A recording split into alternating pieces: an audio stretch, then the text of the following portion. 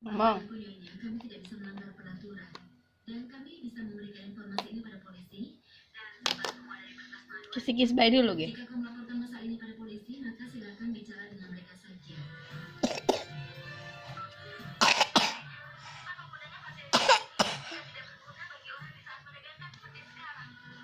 Kis bayi. Perusahaanmu selalu melacak polisi dengan telepon seseorang yang mungkin berada dalam masalah dan nyawanya terancam.